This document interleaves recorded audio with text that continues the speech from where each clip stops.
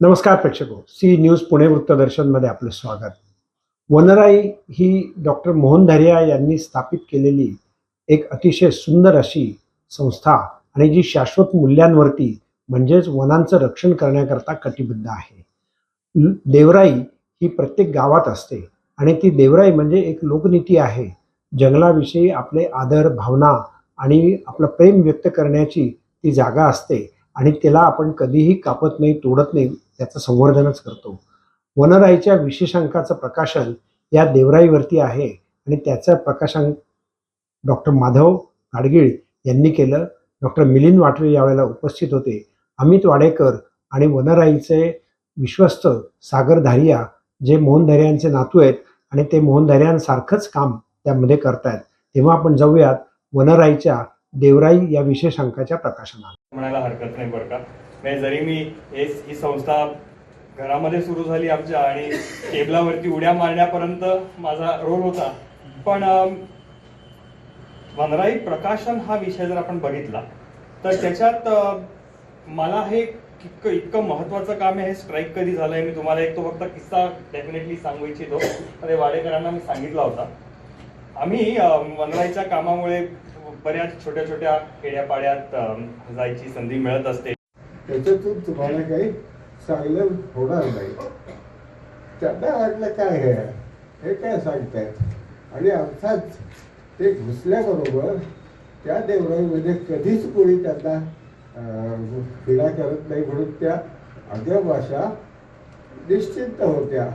आणि ज्या क्षणी हे लोक घुसले तिथं जंगलामध्ये त्या क्षणी त्या त्यांच्यावर तुटून पडल्यावरती त्यांना लक्षात आलं की हे आपल्याला काही ह्यांची त्यांचा डंख तुम्ही कधी पाहिला असेल तर माहिती नाही, फार वेदनाकारक असतो. अनेकदा लोक मरतात सुद्धा त्या डंखाने. तसे ते पळाले आणि त्यांची गाडी होती त्याच्यात बसून निघून गेले. घोडा मात्र तिथे राहिला आणि बिचारा तो पांढरा घोडा 1 तासात 2 तासात मेला. त्याला काही ते सहन होईल आदिवासींचे डंख. म्हणजे हे स्पष्ट होतं की असं काही नव्हतं. जेणेकरुमांना ते आश्रयस्थान म्हणून मिळत होतं, उपलब्ध होतं, म्हणून त्या आश्रयस्थानासाठी त्यांनी ते राखून ठेवलं होतं आणि त्यामुळे ते पवित्र समजून हे करून त्याला व्यवस्थित संरक्षण दिलं होतं.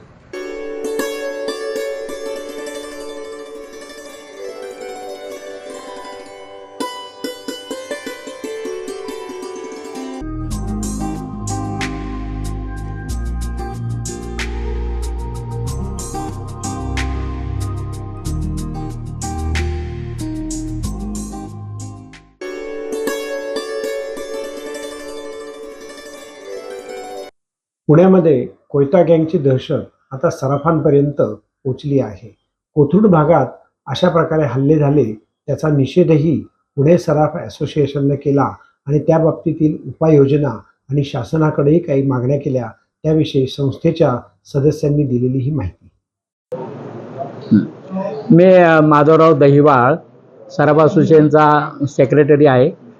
सराफ असोसिएशन कोथरूड ही कर्वेनगर, वारजे माळवाडी, उत्तमनगर आणि हा असा संपूर्ण एरिया आहे. जवळपास 150 ते 200 या असोसिएशनचे सभासद आहेत आणि सभासद च्या जीविताला धक्का न लागता आणि अनेक जे कायदे येतात त्याबाबत आमची सराफ असोसिएशन नेहमीच त्यांना सहकार्य करत आलेली आहे.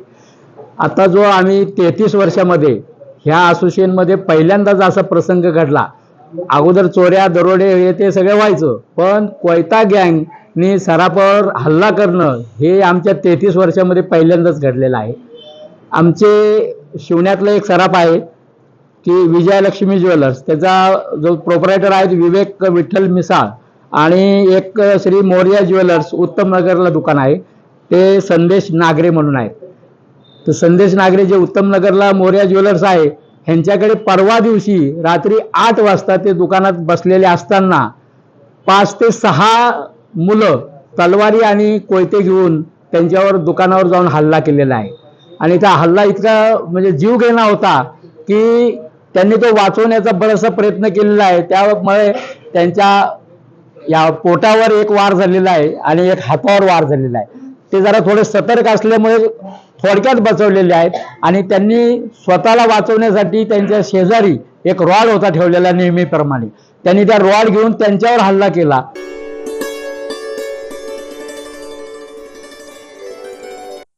नमस्कार प्रेक्षक, सी न्यूज पुणे वृत्तदर्शन संपादकीयमधून मी डॉक्टर शैलेश गुजर. निवडणूक आयोग आणि सुप्रीम कोर्ट या दोनही घटना आणि कार्यपद्धती वेगळ्या असणाऱ्या संस्था आहेत. निवडणूक आयोग कशा प्रकारे काम करतं हे देखील आपण जाणतो आणि त्याकरता कित्येक वेळेला कोर्टालाही त्याच्यामध्ये आदेश द्यावे लागतात. निवडणूक आयोग हे कोर्टाच्या आदेशाप्रमाणे काम नक्कीच करत असतं, पण कित्येक वेळेला जनतेच्या मताच्या आणि मनाच्या विरुद्ध देखील निवडणूक आयोग काम करतं. याची उदाहरणं गेल्या अनेक वर्षात आपण पाहिली आहेत. याही वर्षी आपण ती पाहत आहोत.